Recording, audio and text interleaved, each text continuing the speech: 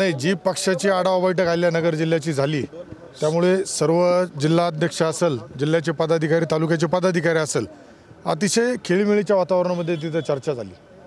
त्यामुळे आतमध्ये तर काही वाद झाला नव्हता। बाहेर आल्यानंतर जर काही झालं असेल तर ते त्यांचे व्यक्तिगत स्वरूपाचं काय असू शकतं, पक्षांतर्गत तर काय मला जाणवलं नाही। शरद पवार पक्षाचे पदाधिकारी वगैरे असं म्हटलं जातं, त्यांचं नाव काय आहे आणि त्यांच्याकडे काय सध्या? नाही, आता मी तर आतमध्येच बैठक झाल्यानंतर आम्ही मंत्री महोदय आम्ही होतो, त्यामुळे मी काही ती पूर्ण माहीत नाही। परंतु आतमध्ये बैठकीमध्ये तर कुठल्याही प्रकारचं कुठल्याही विषयावरून वादविवाद झाले नव्हते। बाहेर आल्यानंतर त्यांच्यात अंतर्गत काही असेल तर ते मला माहीत नाही। पदाधिकाऱ्यांची बैठक होती, ते लोक नेमके कोण होते, कुठल्या पदावर होते, काय समोर येते माहिती? काही तुम्ही आतमध्ये झालंच नाही। आता या बाबतीत निश्चितच आत्ताच जे आपले मंत्री महोदय आहेत उदय सामंत साहेबांबरोबर मी सुद्धा पत्रकार परिषदेमध्ये होतो, त्यावेळेस साहेबांनी सांगितलं की याबाबतचा सर्व अहवाल पक्षाच्या स्तरावरती घेऊन जर काही झाला असेल तर ते शिंदे साहेबांना। यांना ओळखता का?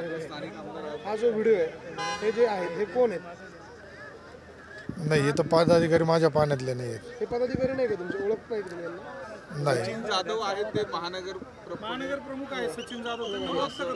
बाबू शेठ टायरवाले म्हणून असं त्यांचं नाव आहे, काय माहिती? मी शिवसेना पक्षामध्ये नवीन आमदार आहे।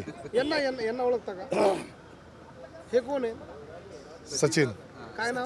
सचिन जाधव। शरद पवारांच्या राष्ट्रवादीच्या नाही, मग ते आतमध्ये तर हा कुठला विषय झाला नव्हता, त्यामुळं काही गैरसमजूतून काही प्रकार झालाय का यावर निश्चित वरिष्ठ मंत्री महोदय आहेत, पक्षाचे सचिव मोरे साहेब सुद्धा इथं आले आहेत, तर त्याबाबतची त्यांच्याशी चर्चा करून असा काही प्रकार बाहेर झाला असेल तर निश्चितच तो आमच्या दृष्टीने चांगला नाही आहे। याबाबत शिंदे साहेबांना सचिन जाधव काय जे नाव आहे त्यांचं, हे कुठल्या पदावर आहे तुमच्या पक्षाच्या? नाही, आता तर मला माहीत नाही तिथली, कारण मी उत्तरेचा जिल्ह्यामध्ये आहे, पण सचिन जाधव हे आमचे तिथले पदाधिकारी आहेत।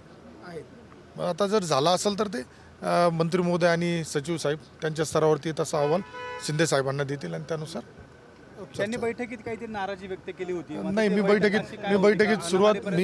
बैठकीत सुरुवातीपासून शेवटपर्यंत होतो, त्यामुळं त्यांनी काय अशी मागणी केली मला जाणवली नाही तिथं।